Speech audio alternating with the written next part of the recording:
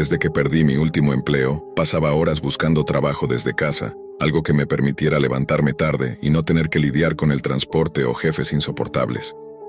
Pero los días se me hacían largos y pesados, y la frustración crecía. Una noche, sin mucho que hacer y con la curiosidad tironeándome, decidí explorar la Deep Web, ese lugar oscuro y desconocido del Internet que muchos evitan, pero otros, como yo, sienten que es un territorio casi prohibido. Entre sitios de foros y mercados ocultos, terminé en una sala de chat anónima, sin cámaras ni perfiles, solo palabras y avatares genéricos. Fue ahí donde apareció ella, una mujer joven, con una voz dulce y algo misteriosa. No podía ver su rostro, pero algo en su tono me atrapó. Me invitó a encender la cámara para hacer la charla más real, pero preferí no hacerlo. Quería mantener el anonimato, al menos por ahora. La conversación fue casual al principio, bromas ligeras y confesiones de soledad. Pero de repente, su actitud cambió. Empezó a reírse, pero no de manera natural, más bien como si alguien más estuviera diciéndole cosas al oído, y ella respondía mirando hacia los lados, como si estuviera hablando con otra persona fuera de la pantalla. Cuando le pregunté si había alguien más, su respuesta me heló. Estoy hablando con todos nosotros. No entendí bien qué quería decir, pero algo en el aire cambió. Sentí que la atmósfera se oscurecía, aunque solo fuera a través de una pantalla. Poco después, mi computadora empezó a fallar. El cursor comenzó a moverse solo, la pantalla parpadeaba con colores extraños y los ruidos de fondo parecían distorsionarse, como un eco inquietante. La mujer insistía en que encendiera la cámara, con una mezcla de urgencia y amenaza que me hizo dudar. Por más que intentaba resistirme, algo en su voz y en la presión invisible que sentía me hizo ceder. Activé la cámara, y lo que vi fue más aterrador de lo que imaginé.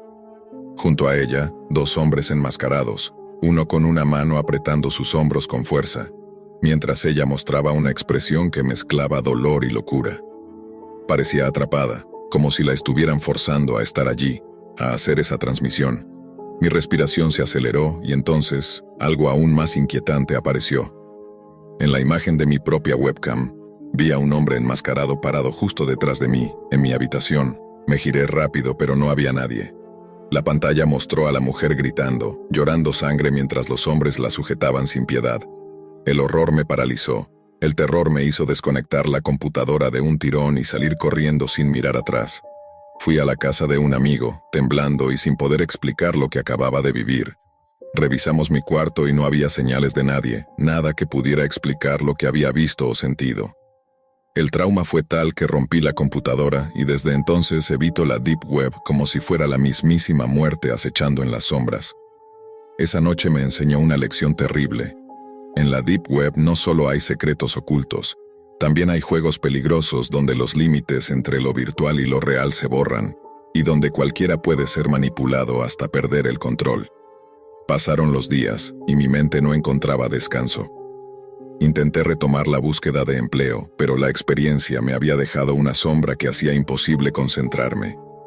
La imagen de esos hombres enmascarados, la mujer llorando sangre, y esa presencia detrás de mí que nunca pude ver con mis propios ojos, se quedaron grabadas en mi memoria, alimentando una mezcla de miedo y paranoia que crecía sin control. Empecé a notar pequeños cambios en mi entorno. A veces, al encender la computadora, aunque ya no usaba la Deep Web, el cursor se movía levemente, como si alguien estuviera tratando de llamar mi atención. En ocasiones escuchaba sonidos extraños, apenas un susurro, una respiración pesada que parecía venir del equipo. Pensaba que estaba perdiendo la cabeza, pero mi instinto me decía que algo más estaba pasando. Decidí entonces investigar. Quería entender qué era esa sala de chat, quiénes eran esas personas y qué buscaban realmente. Navegué con más cuidado, buscando foros, reportes de usuarios, alguna pista.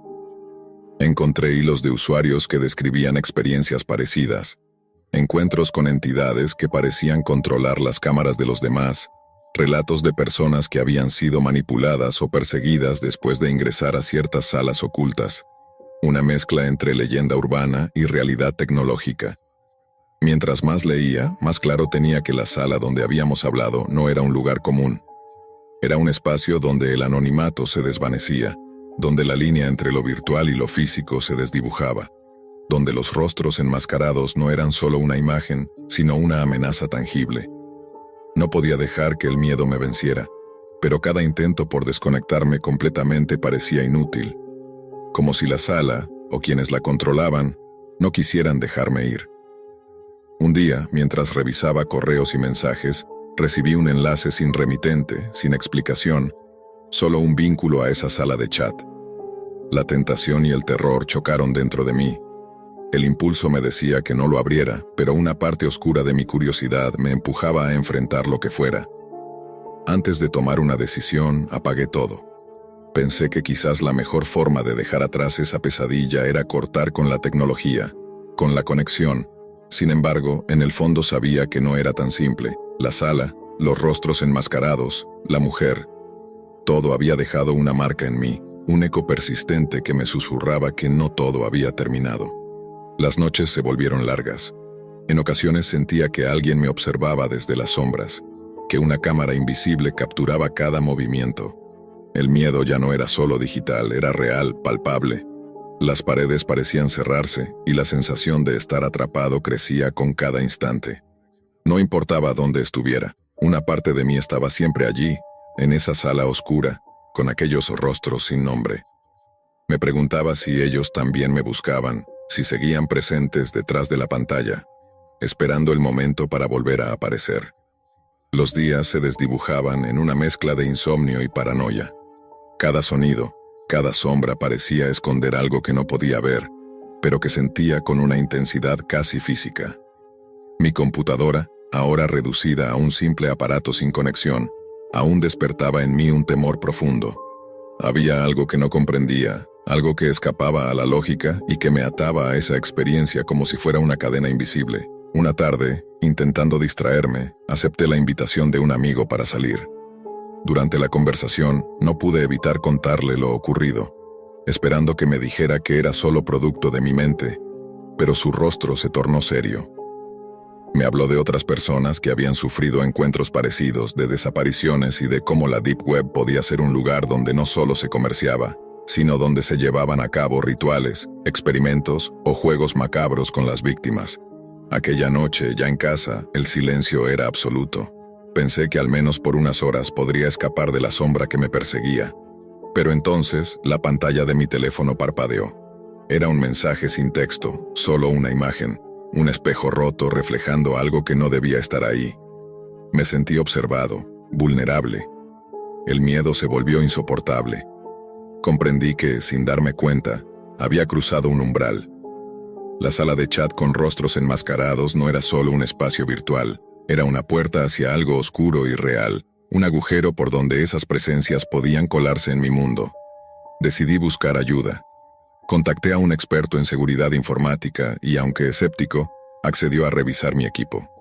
Cuando llegó, revisó todo con cuidado y encontró rastros extraños, accesos remotos que no tenían explicación, software oculto que parecía más avanzado que cualquier virus común.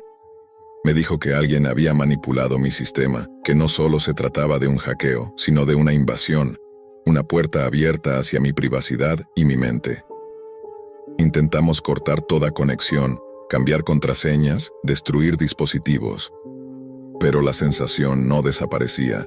A veces, en la oscuridad, juraba ver sombras moviéndose entre las paredes, y en mis sueños escuchaba risas y susurros.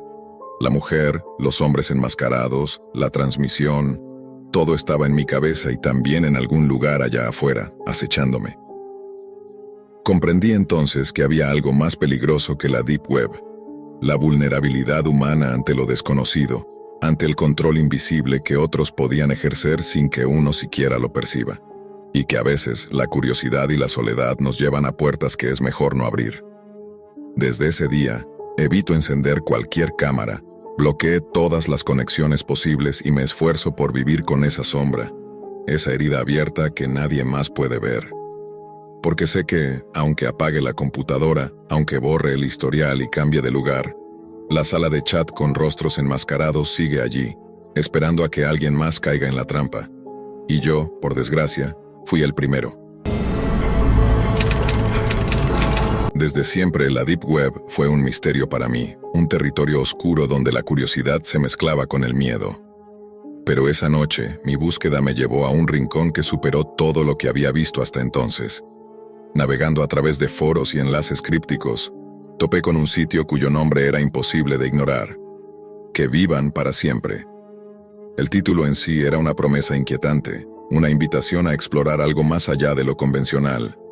Al entrar me recibió una interfaz fría, casi clínica, con imágenes que se desplegaban con lentitud y un ambiente que recordaba a un museo de horror. La taxidermia humana, algo que hasta entonces solo había visto en películas de terror o documentales de controversia, se mostraba aquí en todo su grotesco esplendor. Había vitrinas digitales con cuerpos enteros embalsamados, sus poses cuidadosamente dispuestas como si fueran simples objetos de decoración. Las descripciones eran tan detalladas como perturbadoras. Vídeos caseros, grabados con cámaras temblorosas, mostraban el proceso en todas sus etapas. Vi la extracción meticulosa de órganos, la separación cuidadosa de la piel y cómo se rellenaban los cuerpos con materiales insospechados para darles una apariencia de vida suspendida. No había ni un atisbo de remordimiento o respeto, solo un procedimiento industrializado y frío, como si fueran simples muebles o piezas de colección. Pasando a la sección de ventas, mi estómago se revolvió. Cuerpos completos, rostros congelados en expresiones de paz o terror, y partes sueltas, manos, cabezas, torsos, ofrecidas con etiquetas y precios. Había un catálogo donde las mercancías se detallaban según su rareza o estado de conservación, como si fueran productos en una subasta macabra. No pude evitar sentir una mezcla de fascinación y repulsión ante esa normalización tan cruda. Pero lo que verdaderamente cruzó una línea para mí fue la subsección llamada híbridos. Allí, la oscuridad de la mente humana se desató en su forma más grotesca. Cabezas humanas montadas en cuerpos de animales, torsos entremezclados con extremidades de distintas especies, como si se tratara de una exhibición de aberraciones vivientes.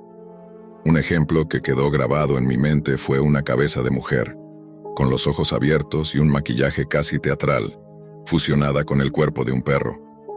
La precisión y el detalle eran aterradores, y aún así, el sitio vendía estas piezas como si fueran obras de arte excéntricas. Mientras me adentraba más en ese mundo, una sensación de incomodidad fue creciendo en mí, no solo por lo que veía, sino por cómo todo esto estaba disponible, accesible, y peor aún, aceptado por una comunidad que operaba en la penumbra digital. Me di cuenta de que la Deep Web no era solo un refugio para lo ilegal, sino un espacio donde lo moralmente intolerable podía volverse cotidiano. A pesar de mi estómago fuerte, de mi voluntad para no juzgar a ciegas, sentí que algo dentro de mí se rompía. Cuestioné no solo la ética de esos actos, sino la naturaleza humana misma. ¿Qué nos lleva a esta fascinación oscura? ¿Cómo puede alguien normalizar la venta y exhibición de cuerpos que alguna vez fueron humanos? Y lo más perturbador, ¿qué significa para nosotros como sociedad que exista un mercado así tan cerca y tan real? El sitio, Que vivan para siempre, se convirtió en una obsesión de la que no podía escapar, una ventana a un abismo que me absorbía sin piedad. Cada clic, cada imagen, cada video, era una nueva confirmación de que la línea entre lo aceptable y lo monstruoso no solo se había difuminado, sino que estaba siendo redibujada en ese oscuro rincón de la red. Conforme pasaban las noches, mi rutina se fue llenando de esas visitas clandestinas a Que vivan para siempre. Lo que comenzó como una curiosidad se transformó en una adicción que me desgarraba por dentro. Cada nuevo cuerpo, cada híbrido más grotesco, cada video donde manos temblorosas desollaban, cosían y rellenaban, me arrancaban un poco más de la inocencia que aún me quedaba. Pero no podía dejar de mirar. Lo que más me impresionaba y a la vez aterraba era la indiferencia casi burocrática con la que los usuarios y vendedores manejaban todo. Los comentarios eran fríos, directos, sin ningún tipo de empatía. Perfecto para mi colección. La piel está en excelente estado. Entrego a nivel internacional. Como si esas palabras no describieran seres que una vez respiraron, sintieron y soñaron. La deshumanización era total. Una noche, mientras exploraba la sección más oculta del sitio, encontré algo distinto. No era un cuerpo ni un híbrido, sino un archivo encriptado que prometía un tour exclusivo tras las cámaras de la taxidermia. Decidí descargarlo sin saber que ese simple acto cambiaría todo. El video que se desplegó ante mis ojos no era un montaje ni una dramatización. Era la realidad cruda. Un sótano mal iluminado donde un grupo de personas, casi ritualistas, preparaba los cuerpos. No había lugar para la duda, la tristeza o el respeto, solo un frío proceso mecánico. Pero lo más escalofriante no era eso, sino el final del clip. Uno de los cuerpos comenzó a moverse ligeramente, como si la taxidermia hubiese atrapado no solo la piel y los órganos, sino algo indefinible, algo que retaba la frontera entre la vida y la muerte. Intenté cerrar la ventana, apagar la computadora, alejarme de esa pantalla que parecía absorber mi alma, pero ya era demasiado tarde. La imagen de ese cuerpo, medio vivo, medio muerto, me perseguía en cada pensamiento, en cada sombra de la habitación. Mi obsesión se volvió paranoia. Sentía que alguien o algo me vigilaba desde el reflejo de la pantalla, que la línea entre lo real y lo digital comenzaba a diluirse. La Deep Web no solo había normalizado el horror, lo había convertido en un espectro tangible que me acechaba fuera de la red. Finalmente comprendí que el sitio "Que vivan para siempre" no era solo un mercado macabro, sino un portal a un mundo donde la muerte perdía su significado, y la humanidad se fragmentaba en piezas sin alma, vendidas y exhibidas como simples objetos. La última pregunta que me quedó resonando fue si la verdadera monstruosidad no estaba en esos cuerpos embalsamados, sino en la indiferencia con la que nosotros, los espectadores, miramos y permitimos que eso suceda. Y entonces, supe que algunas ventanas en la Deep Web deberían permanecer cerradas, porque una vez que miras demasiado dentro del abismo, el abismo también empieza a mirarte a ti. Desde siempre, Ricardo había sentido una atracción especial por la tecnología. No solo por su funcionamiento, sino por los secretos que ocultaba bajo la superficie de la Internet común. A sus 28 años, con una vida cotidiana monótona y una curiosidad inquieta, se adentró en el mundo de la Deep Web.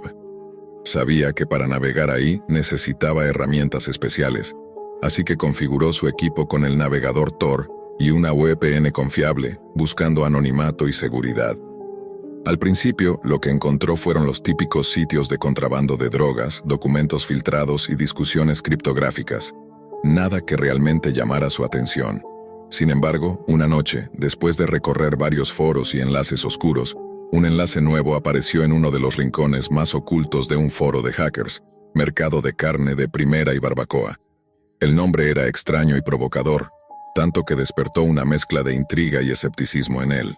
Ricardo pensó que sería una broma o un sitio de comida exótica, tal vez una metáfora o algún tipo de performance artístico.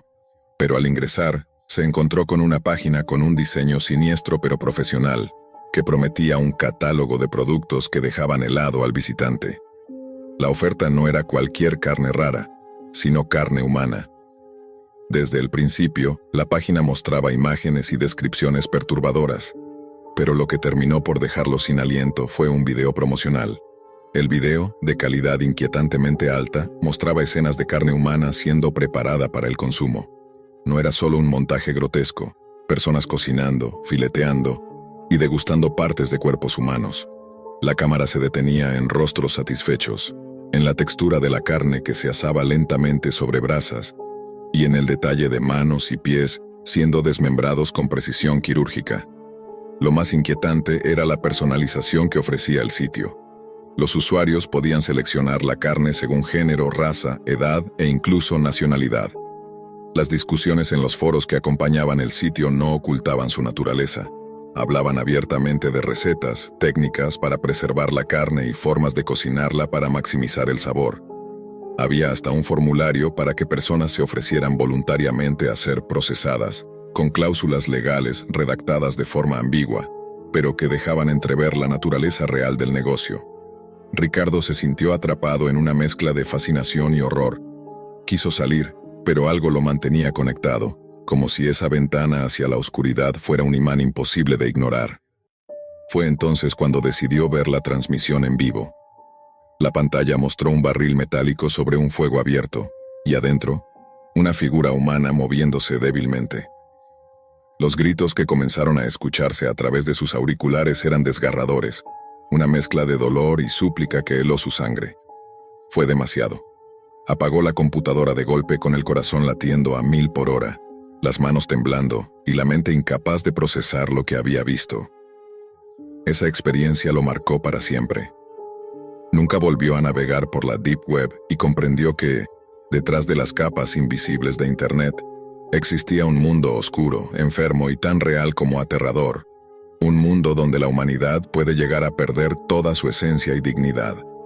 Ricardo pasó los días siguientes intentando borrar aquella imagen de su mente, pero las escenas del video se reproducían una y otra vez, como un eco persistente que no le permitía respirar con calma. En sus pensamientos se mezclaban preguntas imposibles de responder. ¿Quiénes estaban detrás de ese sitio? ¿Cómo podían existir personas capaces de organizar algo así? ¿Era posible que todo fuera real o solo una invención macabra? A pesar de su deseo de alejarse, sentía una necesidad extraña, casi obsesiva, de saber más. Esa mezcla de terror y curiosidad lo empujó a regresar a la Deep Web, pero esta vez con más precaución. Investigó los foros relacionados con el mercado de carne de primera y barbacoa, y descubrió que había usuarios con diferentes niveles de implicación. Algunos parecían consumidores habituales, otros eran cocineros expertos que compartían técnicas culinarias, y un grupo reducido hablaba con un tono casi reverencial de las personas que se ofrecían voluntariamente. Una noche, mientras leía uno de estos foros, encontró testimonios de voluntarios que explicaban sus motivos. Algunos hablaban de una forma extrema de suicidio, otros de una búsqueda de fama post-mortem, y unos pocos de una creencia retorcida en rituales ancestrales que prometían trascender la muerte a través del sacrificio. Ricardo se sintió más perturbado que nunca. Aquello no era solo un mercado, era una comunidad con sus propias reglas, rituales y una oscura normalidad. Al investigar más, descubrió que el sitio estaba alojado en servidores difíciles de rastrear, con múltiples capas de encriptación y sistemas para evadir cualquier intento de intervención. Parecía un ecosistema autosuficiente, con sus propios métodos para reclutar víctimas y asegurar la calidad del producto. Lo que más le aterraba era pensar que en algún lugar, esas vidas se consumían literalmente a diario. A medida que profundizaba, comenzó a notar algo inquietante. Empezaron a llegarle mensajes anónimos a su correo electrónico, correos sin remitente que contenían imágenes borrosas, fragmentos de audio con voces susurrantes y, en ocasiones, mensajes directos en foros donde él ni siquiera había comentado. Era como si el sitio o quienes lo manejaban hubieran detectado su interés y comenzaran a acecharlo. Esa sensación de ser vigilado fue escalando hasta convertirse en paranoia. La línea entre la realidad y la pesadilla se difuminaba cada vez más. A veces creía escuchar susurros cuando apagaba su computadora y sentía que alguien lo observaba en la oscuridad de su habitación. Su vida social empezó a deteriorarse y las noches se volvieron largas y plagadas de insomnio. Ricardo se preguntaba si esa puerta que había abierto hacia la oscuridad podría alguna vez cerrarse. Si la exposición a aquella verdad perversa podría borrarse de su mente o si sería una cicatriz imborrable, recordándole para siempre que el mal no solo existe en cuentos y películas, sino que vive y respira en las sombras más profundas de la red. Una noche, cuando ya parecía no poder soportar más la presión, Ricardo decidió apagar definitivamente su computadora y desconectarse del mundo digital. Pero justo antes de hacerlo, en la pantalla apareció un último mensaje, directo y escalofriante. Sabemos quién eres. Sabemos dónde estás. Esto no termina aquí. El miedo lo paralizó. Sintió que algo invisible se acercaba, que había cruzado un límite del que no podría regresar. Intentó llamar a alguien, pero su teléfono no tenía señal. En la oscuridad de su habitación, con solo la luz de la pantalla reflejándose en sus ojos, comprendió que esa red oscura no solo era un lugar en Internet, sino un abismo que podía arrastrarte hasta el fondo, sin escapatoria. Ricardo desapareció poco después, y aunque nadie supo realmente qué le pasó, su historia quedó como una advertencia para quienes se atreven a explorar demasiado profundo en la Deep Web. Porque algunas puertas, una vez abiertas, no se pueden cerrar. Y en ese mercado de carne humana donde la barbarie y la crueldad se venden al mejor postor, la oscuridad no conoce límites. No era la primera vez que Esteban exploraba los rincones más oscuros de Internet. Desde hacía meses, sus búsquedas lo llevaban cada vez más lejos de lo que él mismo consideraba aceptable. Al principio, lo justificaba como curiosidad, como una especie de experimento personal. Leía foros perturbadores, se adentraba en chats ocultos, miraba contenido que cruzaba los límites de la ética y la ley. Pero siempre sentía que le faltaba algo más, algo que realmente le helara la sangre. Una noche de lluvia, encerrado en su habitación apenas iluminada por la pantalla de su laptop, decidió profundizar aún más. Usando su navegador Tor y múltiples capas de VPN, ingresó a un foro que alguien había mencionado en un hilo titulado «Lo más extremo que verás en tu vida». El sitio no tenía nombre, solo un fondo negro con texto blanco parpadeante y una advertencia clara: «Entras bajo tu propio riesgo». Esteban sonrió. Sabía que esas advertencias, en la mayoría de los casos, eran puro teatro. Pero esta vez, algo en el tono le pareció distinto. El sitio estaba estructurado como un tablón de imágenes con títulos como «Cirugía sin anestesia», «Autocanibalismo», «Confesiones de asesinos reales». Escogió uno al azar y tras ver apenas 30 segundos de un video mal grabado, se sintió físicamente mal. Pero no cerró la pestaña. Seguía navegando. En uno de los hilos, un usuario sin nombre, solo una serie de caracteres crípticos, publicó un mensaje corto: «Para lo que estás buscando, necesitas jugar». Le siguió un enlace que simplemente decía livecoinroom.onion por costumbre y con un poco de desconfianza, copió la URL y la pegó en otra pestaña. La pantalla se volvió negra durante unos segundos, luego apareció una interfaz extrañamente cuidada. Un temporizador descendente en rojo, 000413, un chat en vivo con decenas de mensajes que se actualizaban velozmente. Y al centro, una ventana de transmisión. El video aún no había comenzado. La pantalla mostraba una habitación en penumbra, con muros de concreto agrietado. Una sola lámpara colgaba del techo y en el centro del encuadre, un hombre con una máscara de gas, completamente inmóvil. A su lado, una figura humana encapuchada, amarrada a una silla de metal. No se movía. Esteban sintió un escalofrío. El chat seguía fluyendo. Algunos usuarios escribían con entusiasmo: «Que empiece el juego.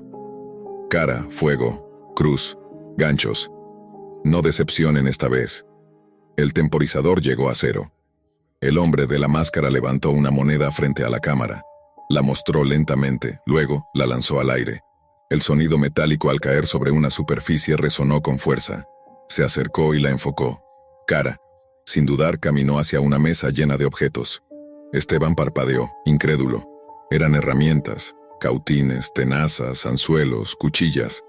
El hombre enmascarado tomó una especie de soplete y lo encendió. Se acercó a la víctima. Esta comenzó a moverse ligeramente. Estaba viva. Y estaba consciente. El horror se desató en segundos. Esteban apenas podía mirar. Cada grito, cada gemido era amplificado por la crudeza de la escena. Lo más aterrador no era solo lo que ocurría, sino cómo los espectadores lo celebraban en el chat. Eso es lo que quería ver. Cara nunca decepciona. Siguiente, cuencas o lengua. Después de cada ronda, el mismo proceso se repetía. El hombre lanzaba la moneda, mostraba el resultado, ejecutaba la elección. Era como un ritual sádico basado en azar. Esteban quería cerrar la pestaña, quería huir, pero no lo hacía. Estaba paralizado. En la cuarta ronda, algo cambió.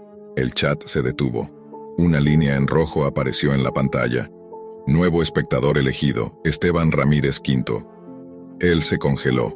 ¿Cómo sabían su nombre?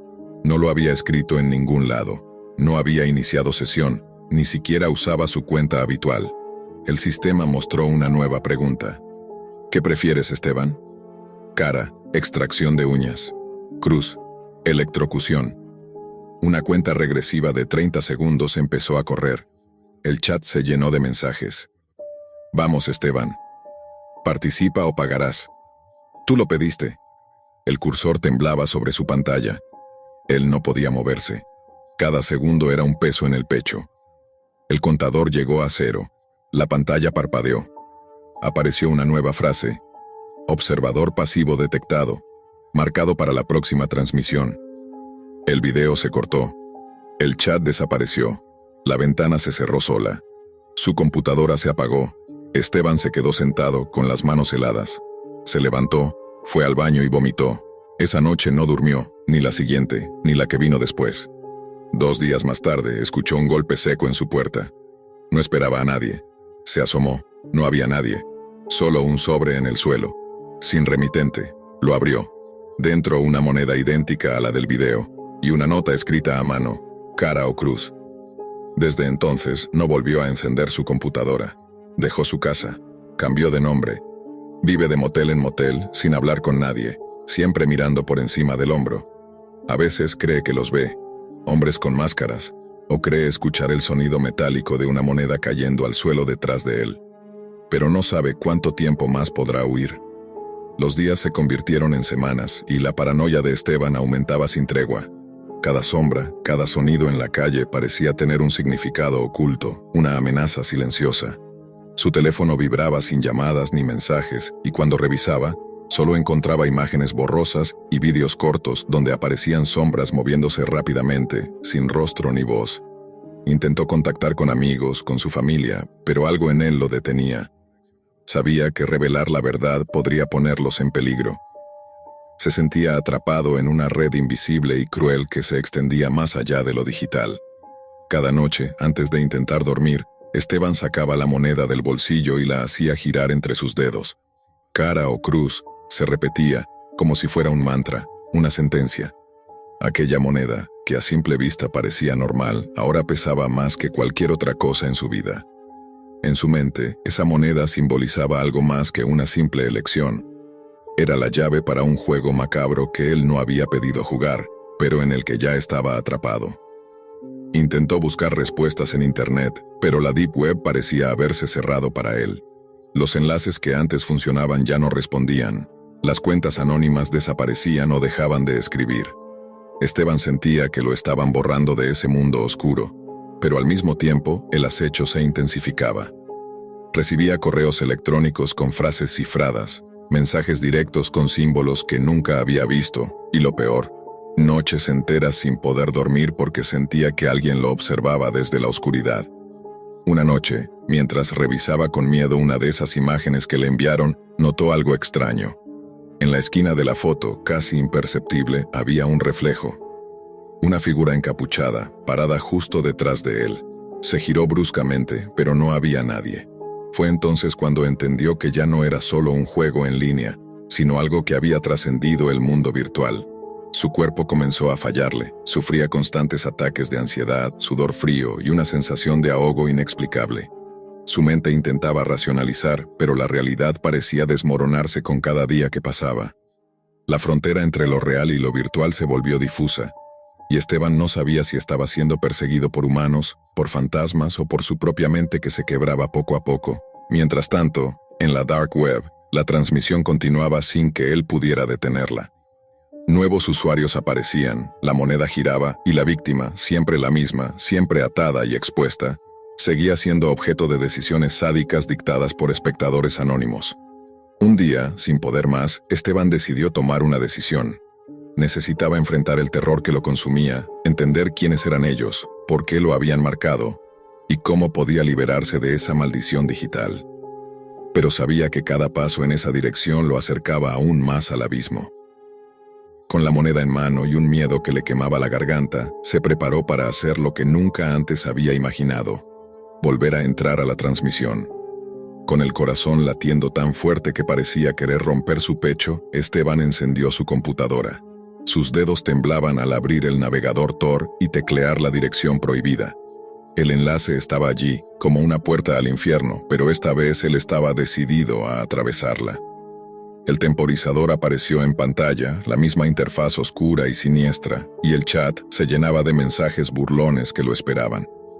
La figura del hombre con la máscara de gas apareció, junto a la víctima atada, exactamente como la última vez. Pero esta vez, Esteban no estaba solo frente a la pantalla. Un nuevo mensaje apareció dirigido a él, escrito en letras rojas y mayúsculas: Esteban, es tu turno, cara o cruz. La moneda giró en la mano del hombre enmascarado y cayó al suelo. El resultado era una invitación macabra. Esteban debía elegir. Sintiéndose atrapado, no pudo resistir más y escribió en el chat: cara. El silencio se hizo insoportable mientras todos los ojos digitales parecían estar fijos en él. La víctima gimió mientras el hombre enmascarado se acercaba con una herramienta afilada. Pero justo cuando el horror estaba a punto de suceder, la transmisión se cortó bruscamente.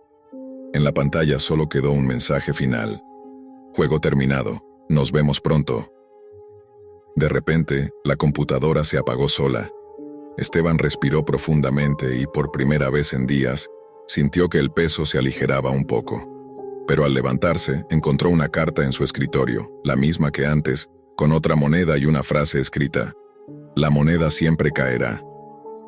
Esa noche, mientras se preparaba para descansar, un sonido metálico resonó detrás de la puerta de su habitación. La moneda que había girado tantas veces estaba rodando, sola, por el suelo. Esteban supo entonces que el juego nunca terminaría realmente, que su vida, su mente y su libertad habían quedado marcadas para siempre, que, en la oscuridad de la Deep Web y más allá de ella, los jugadores ocultos seguirían lanzando la moneda y decidiendo su destino, sin que él pudiera escapar del todo. Y así, con el eco del juego sádico resonando en su memoria, Esteban vivió para siempre con la incertidumbre de cuál cara le tocaría en la siguiente tirada. Joel, Franco, Esteban, Lucas y yo. No teníamos idea de lo que realmente estábamos haciendo, pero creíamos saberlo todo. En ese entonces, el morbo por la Deep Web había llegado a su punto más alto. Rumores de snuff films, tráfico de órganos, cultos secretos y foros imposibles de rastrear. Habíamos leído tantas historias en Reddit y 4chan que creíamos que podíamos meternos y salir sin consecuencias. Total, era solo internet, ¿verdad? Fue mi vieja laptop la que terminó siendo el portal. Estaba llena de polvo y apenas funcionaba, pero tenía lo necesario. Ningún antivirus, ningún control parental, ningún interés de mis padres en revisar lo que hacía. Investigamos por días. Descubrimos el navegador Tor, las direcciones .onion, y esa sensación de que estábamos entrando a un lugar donde las reglas eran otras. La emoción era adictiva. La primera noche fue una decepción. Enlaces rotos, páginas que no cargaban, foros vacíos. Lo más raro que encontramos fue una tienda que vendía orina sintética para pasar pruebas de drogas, con reseñas detalladas y métodos de envío discretos. Nos reímos, como si todo fuera parte de un juego. Pero al segundo día, algo cambió. A través de una cadena de enlaces en un foro llamado Frozen Rabbit, dimos con un sitio que simplemente se hacía llamar El Encargo. La interfaz era negra, con letras rojas y cargaba lentamente. Tenía un solo botón, entrar. Dentro se reveló un foro, no como los que conocíamos. Aquí no había memes ni debates, solo categorías sombrías, seguimientos, intervenciones, eliminaciones selectivas, paquetes especiales. Al principio pensamos que era parte de una ARG o un montaje para asustar novatos. Pero al entrar en los hilos, la sensación de juego se fue desvaneciendo. Había usuarios con nombres como Drip0, Retina Silencer, .308 Neko. Hablaban con términos técnicos, discutían sobre métodos de vigilancia, tarifas y localizaciones. Todo era extremadamente específico. Uno de los posts más recientes tenía el título: Zona Norte, hombre de 43 años, cliente paga en Monero. Dentro había una descripción física, una rutina diaria y una foto borrosa tomada desde la ventana de un café. No podíamos creerlo. Joel, siempre el más impulsivo, decidió crear una cuenta.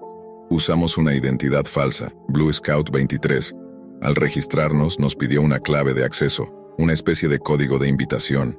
No sabíamos qué poner, así que simplemente pegamos un string hexadecimal que habíamos copiado de otro sitio descifrado. Para nuestra sorpresa funcionó, estábamos dentro. No como meros observadores, sino como miembros. Comenzamos a explorar más profundamente. Cada categoría parecía más perturbadora que la anterior. Había hilos donde los usuarios evaluaban la eficacia de ciertos proveedores de servicios, como si fueran reseñas de Amazon. Otros discutían métodos para simular accidentes o desapariciones. Todo era meticulosamente estructurado. Fue en medio de esa navegación que apareció la primera señal extraña. Una pequeña burbuja azul en la esquina inferior derecha de la pantalla. Al principio pensamos que era parte del sitio, como un icono de ayuda. Pero no reaccionaba a nada, no era cliqueable. Cerramos Tor, pero la burbuja seguía allí. Incluso al reiniciar la computadora, pensamos que era un bug visual. A los 2 días, ya no nos reíamos. Cada vez que abríamos cualquier navegador, incluso fuera de Tor, la burbuja azul aparecía. Joel dijo que no era nada, que probablemente era un glitch de algún complemento o un residuo de la red. Pero algo no cuadraba. El icono parecía mirarnos. Pasaron semanas. Dejamos de usar la laptop para navegar por la Deep Web, pero un día, mientras revisábamos un foro de ciberseguridad llamado Ghostcrate, recibimos un mensaje privado. El remitente se hacía llamar Neuron Root. Su icono era un ojo abierto, sin párpados. El asunto decía: advertencia, estás siendo observado. Pensamos que era una broma, pero al abrir el mensaje, todo cambió. El contenido era simple, pero devastador. La burbuja azul es un rastreador de bajo nivel, anclado en tu RAM por un exploit de JavaScript que se ejecutó cuando entraste a El Encargo. No tienen que controlar tu laptop, tú ya abriste la puerta. El rastreador está siendo operado por un nodo externo y el operador no busca conversar. Busca observar. He interceptado parte del tráfico. Ya tienen tu dirección, tu nombre completo y tu ISP. No te estoy espiando, solo quiero ayudarte. Debajo, una lista de datos. Nombre completo. El mío, con los 2 apellidos. Dirección, exacta, con número de departamento. Escuela. El nombre de nuestra preparatoria. Nombres de mis padres. Lo leímos en silencio. Nadie dijo nada durante casi un minuto. Quisimos cerrar la laptop, desconectarla, borrarlo todo. Pero el mensaje no desaparecía. Intentamos reiniciar, formatear. Nada parecía detener esa sensación de que ya no controlábamos el dispositivo. Esteban, el más lógico, intentó quitar el disco duro. Lucas rompió la webcam con una cinta negra. Neuron Root nos envió otro mensaje, esta vez sin texto. Solo una imagen, un mapa. En él, un punto azul parpadeaba sobre nuestra casa. Ese fue el momento en el que la risa murió por completo. Y aún no sabíamos lo peor. La noche en que vimos el mapa con el punto azul sobre nuestra casa, sentimos algo que ninguna película, ningún creepypasta, ningún foro podía preparar. Una amenaza real, palpable, tangible, saliendo de la pantalla. Como si lo digital hubiese saltado a nuestra dimensión sin pedir permiso. Esa misma noche llamamos a la policía. Les explicamos todo, o al menos lo intentamos. El agente que vino tomó nota con desgano, dijo que no había evidencia de delito y que lo más probable era que se tratara de una broma de internet. ¿Una broma? Una broma que conocía el nombre de mi madre, la escuela de Lucas, la dirección exacta de Esteban. Pasamos días sin dormir. Borramos todo. Tiramos la laptop al río. Quemamos los papeles con anotaciones de direcciones.onion. Pero sabíamos que no servía de nada. La sensación de ser observados seguía ahí. Incluso en nuestros celulares. Joel los metió en una caja metálica porque había leído que eso bloqueaba las señales. Franco dejó de asistir a clases. Esteban convenció a su madre de mudarse con sus abuelos. Y luego llegó la carta. Sin remitente, sin estampilla, metida bajo la puerta de mi casa, una mañana de domingo. Dentro había una hoja impresa con una sola frase, en negritas. Solo querían mirar, ahora serán vistos. Adjunto, un USB negro, sin marca. No lo conecté. Lo metí dentro de una caja de metal sellada con cinta. Lo llevé a un terreno baldío y lo enterré bajo piedras. Esa noche soñé con la burbuja azul. Flotaba sobre mi cama, sin moverse, sin parpadear. Pasaron 2 semanas. Silencio. Nadie volvió a escribirnos. El foro de El Encargo desapareció. Neuron Root no respondió más. No sabíamos si eso era algo bueno o si simplemente nos habían dejado en pausa. El miedo se convirtió en una sombra constante. No volvió a haber mensajes. No volvieron los rastreos. Pero la paranoia quedó. Franco borró todas sus redes sociales. Lucas se rapó el cabello y cambió de número. Joel se obsesionó con la seguridad digital. Esteban apenas hablaba. Yo comencé a dormir con la puerta del cuarto cerrada, la silla trabándola por dentro, una navaja debajo de la almohada. Nunca supimos quién estaba detrás del ojo azul. Nunca supimos si el servicio del foro había llegado a ejecutarse en alguien. Solo supimos que nuestra cuenta, Blue Scout 23, apareció publicada semanas después en un hilo anónimo que decía: falló la entrega. Los sujetos ya están marcados. Ojo azul permanece conectado. Y al final, una dirección IP parcial. La nuestra. La lección nos la aprendimos con sangre fría. La Deep Web no es un juego. No es un lugar para explorar por curiosidad. No es una dimensión paralela sin consecuencias. Es un reflejo distorsionado de todo lo podrido que el ser humano puede esconder cuando cree que nadie lo está mirando. Pero hay algo peor que mirar. y es ser observado por aquello que nunca parpadea, como el ojo azul. Nunca me consideré una persona temeraria. Curioso, sí, pero no de los que se lanzan de cabeza al peligro. Aunque, claro, eso lo pensaba antes de involucrarme con la Deep Web. Todo comenzó por aburrimiento, como suele pasar. Demasiado tiempo libre, demasiados foros con historias demasiado convincentes como para no creerlas del todo. Fue ahí donde escuché por primera vez sobre las cajas misteriosas. Paquetes anónimos enviados desde rincones oscuros del Internet, cargados de incertidumbre, a veces con basura, a veces con horrores que nadie debería tocar. Leí decenas de relatos. A algunos les llegaron figuras deformes, cuchillos oxidados, juguetes rotos con nombres tallados, grabaciones crípticas, o diarios con páginas arrancadas. Otros decían haber recibido cosas peores. Pero había algo adictivo en esas historias. Cada caja tenía su propio universo. Me obsesioné con la idea de tener una. Como si yo también quisiera pertenecer a ese selecto grupo de personas que habían tocado, aunque fuera por accidente, algo prohibido. Después de mucha búsqueda, encontré un contacto. No había página web ni catálogo, solo un correo de una red anónima y una instrucción. Escribe tu dirección, nosotros decidimos si eres apto. Dudé, lo juro. Pasé una semana entera con el cursor parpadeando frente a mí, pero un viernes por la noche, después de 3 cervezas y un silencio insoportable, la escribí. Mi dirección real. Los días pasaron, luego semanas. Ninguna confirmación, ningún correo de seguimiento. Me resigné. Lo asumí como una especie de ritual sin respuesta, algo que simplemente no me tocaba vivir. Hasta que, una noche cualquiera, mientras me preparaba para dormir, escuché un golpe seco en la puerta. No un timbre, un solo, contundente golpe. Mi corazón se aceleró sin razón. Miré por la mirilla, no había nadie. Solo un bulto oscuro sobre el felpudo, un paquete. Sin remitente, sin etiquetas, sin marcas.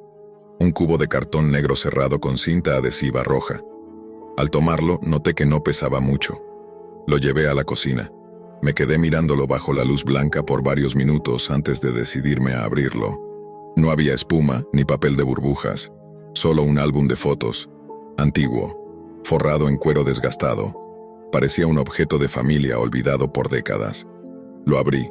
La primera imagen era una Polaroid algo borrosa de una acera cualquiera, luego una calle vacía de noche, después un parque infantil con los columpios vacíos y oxidados. Nada perturbador, solo solitario. La cuarta foto, sin embargo, me hizo fruncir el ceño. Era una imagen de una casa, mi casa, tomada desde el otro lado de la calle. Pasé la página. La siguiente foto era de mi auto. Luego, una del patio trasero, una de mi habitación, otra de mi cocina. Luego, una desde el pasillo, enfocando la puerta de mi cuarto. Todas eran Polaroids, todas tomadas con una cercanía que me hizo sudar. No había forma de que estas imágenes fueran viejas. Las cortinas estaban como las dejé esa misma mañana. El auto tenía el mismo rayón en la puerta del copiloto que recién me hicieron en el supermercado. Me levanté de golpe. Sentí un escalofrío. Volví a revisar las fotos. Una mostraba mi rostro mientras dormía. El miedo me paralizó. Corrí a revisar cada rincón de la casa. Puertas cerradas, ventanas cerradas. ¿Cómo? ¿Cuándo? No había escuchado nada. Ningún paso, ningún clic de cámara. Sin embargo, esas fotos no mentían. Eran reales. Volví al álbum. Había una última página. Al abrirla, una sola foto me esperaba. En ella estaba yo, en el mismo momento en que levantaba la tapa de la caja. La imagen era perfecta, como si alguien hubiera estado justo detrás de mí segundos antes. En la parte inferior, garabateado con tinta negra, un mensaje: el misterio permanece. En ese instante se escuchó un chasquido. El sonido reconocible de una cámara Polaroid disparando provenía de adentro, dentro de mi casa. Dejé caer el álbum. Corrí de nuevo por los pasillos. El corazón me latía tan fuerte que apenas podía escuchar mis pasos. Revisé habitación por habitación, y en la sala encontré una ventana abierta. No había nadie, ni señales de entrada forzada.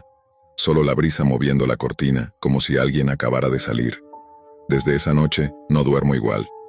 Cambié cerraduras, instalé cámaras, Aún así, de vez en cuando, me despierto con la sensación de que hay alguien observándome desde la oscuridad. Como si el clic de una cámara me persiguiera en sueños. Como si el misterio no hubiera terminado. No se lo conté a nadie al principio. ¿Qué iba a decir? ¿Que compré una caja en la Deep Web y que alguien me tomó fotos mientras dormía? Sonaba ridículo incluso para mí. Pero la paranoia no tardó en filtrarse a mi rutina.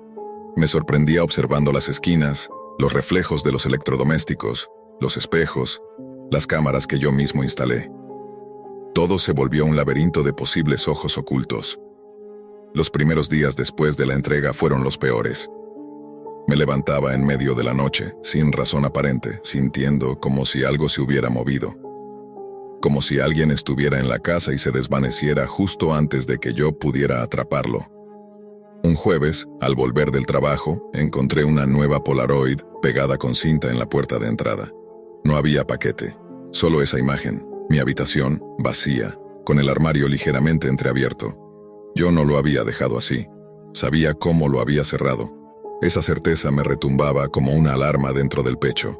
Revisé todo, una vez más. Nada, ni huellas, ni objetos fuera de lugar, ni marcas. Pero la cámara seguía registrando cosas extrañas. Capturas fugaces, un marco vacío, una sombra en el pasillo, un movimiento detrás del sofá que se interrumpía por milésimas de segundo. Pequeños deslices de algo o alguien que nunca se dejaba ver completo. Fue entonces cuando me convencí de que esto no era una simple broma, que quien me había enviado esa caja no había terminado, que abrirla había sido solo la primera fase de algo más largo, más profundo. Un día decidí contactar al remitente. Usé la misma red donde había hallado el contacto original. Envié un mensaje encriptado escribiendo solo 3 palabras. ¿Qué quieres? Pasaron horas, luego días. Y cuando ya creía que el silencio sería la única respuesta, llegó un correo. Sin asunto, sin firma, solo un archivo adjunto, otra imagen.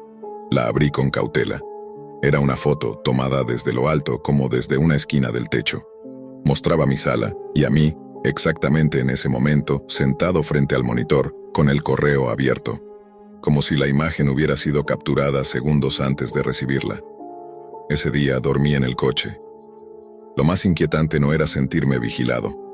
Era saber que no había forma humana posible en que esa cámara hubiera estado allí. Revisé cada centímetro. Coloqué sensores, contraté un técnico para revisar las redes inalámbricas. Nada. Ni rastros de cámaras ocultas, ni señales inusuales. Todo limpio. Todo aparentemente normal. Comencé a recibir sobres, esta vez en el buzón, sin estampillas, sin sellos. Dentro siempre había una Polaroid, a veces de mi casa vacía, otras de mi ropa sobre la silla, una vez del interior de mi refrigerador, otra de la ducha, siempre sin que yo supiera cuándo habían sido tomadas. Nunca me fotografiaban directamente otra vez, pero un día rompieron la regla. Una mañana, al despertar, encontré una Polaroid bajo mi almohada. Sentí el estómago hundirse. La imagen mostraba mi rostro, dormido, con la boca entreabierta y el mismo gesto de quien sueña algo profundo. La fecha escrita a mano era la de esa madrugada. El intruso había estado allí, a centímetros de mí, quizás más de una vez. Decidí dejar mi casa. Alquilé una cabaña en las afueras de la ciudad, sin internet, sin conexión, solo para escapar de la sensación de ser observado. Allí pasé 3 días. No dormía bien, pero al menos sentía cierto aislamiento. Hasta que en la tercera noche, al encender la chimenea, noté un objeto fuera de lugar entre los troncos. Una cámara Polaroid, antigua, de las mismas que usaban para hacer las fotos. A su lado, una sola imagen esperando ser revelada, aún blanca. Esperé. Y entonces, sin que yo la tocara, la imagen comenzó a tomar forma lentamente, como si alguien hubiera presionado el disparador momentos antes. Al principio solo eran manchas, tonos grises. Luego, una silueta. Finalmente, mi rostro. Yo, agachado frente a la chimenea, sosteniendo esa misma imagen en las manos. Salí corriendo, sin maleta, sin móvil, solo las llaves en el bolsillo. Lo siguiente que hice fue ir a la policía. Les conté todo. Bueno, casi todo. Omití la parte de la Deep Web. Les dije que alguien me acosaba, que encontraba fotos en mi casa. Mostré las Polaroids. Ellos las miraron, tomaron nota y prometieron investigar. Pero no había huellas ni grabaciones. Y poco a poco comenzaron a tratarme como si estuviera perdiendo la razón, pero yo sabía la verdad. Desde entonces las fotos han disminuido, pero no desaparecido. A veces encuentro una en la guantera del auto, otras en la ropa recién lavada. Incluso una vez dentro de una caja de cereal cerrada, siempre inesperadas, siempre con la misma estética. Como si alguien me recordara suavemente que sigue allí, observando, esperando algo. Y yo, mientras tanto, sigo sin saber qué fue lo que abrí exactamente aquel día, si fue una caja o una puerta, si fue una broma enferma o un experimento que aún no termina. Solo sé que desde ese momento el mundo dejó de ser completamente mío. Pasaron meses. Cambié de casa, de rutina, de número, incluso de nombre en algunos sitios. Vivía con miedo, sí, pero también con resignación, como quien acepta que hay cosas que no se pueden deshacer. Me prometí no volver a mencionar la caja, ni abrir jamás nada anónimo, pero en el fondo, algo de mí seguía esperando. Quizá por miedo, quizá por una necesidad incomprensible de cerrar el círculo, y entonces una noche cualquiera ocurrió. Volvía a casa tras una cena con un viejo amigo. Me sentía extrañamente tranquilo, como si por fin todo estuviera quedando atrás. Había pasado tanto tiempo sin recibir señales que empecé a pensar que todo había terminado, que el ciclo se había roto. Hasta que vi la luz encendida en mi sala, no la había dejado así. Lo sabía. Me acerqué despacio. La puerta estaba cerrada, pero algo en el aire me decía que no estaba solo. Entré, conteniendo el aliento. El silencio era espeso. Cada paso sobre la madera sonaba más fuerte de lo normal. Y ahí estaba. Sobre la mesa del comedor. Otra caja. Idéntica a la primera. Misma cinta roja. Misma textura. Sin remitente. Sin marcas. No la toqué. No esta vez. Llamé a la policía desde la calle. Esperé en el coche hasta que llegaron. 2 patrullas. Entraron con cuidado. Revisaron todo. La caja estaba vacía cuando la abrieron. Sin álbum, sin fotos, nada. Solo una nota en blanco. Yo juraba que no estaba vacía. Que cuando la vi desde la puerta había algo adentro. Un objeto oscuro, rectangular. Pero ya no estaba. Los agentes me miraron raro. Tomaron mi declaración, otra vez. Dijeron que no podían hacer nada si no había delito. Me recomendaron ver a alguien. Un psicólogo. Un experto. Cualquier cosa. Esa noche decidí hacer algo distinto. Por primera vez quise romper con el miedo, recuperar el control. Me senté frente a la cámara de seguridad de mi salón y grabé un mensaje. Hablé con quien fuera que estuviera detrás de todo. Le dije que no tenía miedo, que no me importaba lo que hiciera, que no iba a dejar que me destruyera, y luego me fui a dormir. Horas después, desperté por un leve clic, uno que reconocí de inmediato. Me incorporé de golpe. Todo estaba oscuro, pero en la penumbra sobre mi escritorio brillaba débilmente una nueva Polaroid. La tomé con manos temblorosas, era una imagen mía grabando el mensaje. Desde una esquina alta de la habitación, el ángulo exacto desde el que ninguna de mis cámaras apuntaba. Lo que más me perturbó fue que no era una imagen de esa noche, sino del futuro. En la foto mi cara mostraba una expresión distinta. No de rabia, no de valentía, sino de resignación. Como si supiera que hablarle no servía de nada. Como si esa versión de mí ya hubiera entendido algo que yo aún no comprendía. Al reverso, un nuevo mensaje. El misterio no se abre, se convierte en ti. Ahí lo supe, no era una broma, ni una amenaza, ni siquiera un simple juego macabro. Era una especie de infección, un virus de lo intangible, una presencia que se adhería a tu percepción, a tu rutina, a tu sombra. La caja solo era el anzuelo. El resto lo hacía tu propia mente, alimentada por la duda, la vigilancia, el miedo. No supe cómo, ni cuándo, pero esa presencia encontró una forma de replicarse. Y lo más inquietante es que, desde entonces, no solo he dejado de recibir fotos, ahora las tomo yo. A veces despierto con la cámara en la mano, sin recordar cómo llegó allí. A veces encuentro imágenes en mi bolsillo, con rostros que no reconozco. Gente en otras casas, en otros lugares, dormidos, inconscientes, como si yo mismo estuviera perpetuando el ciclo, como si al abrir esa caja hubiera liberado algo que no se podía guardar de nuevo, como si yo fuera ahora parte de la caja.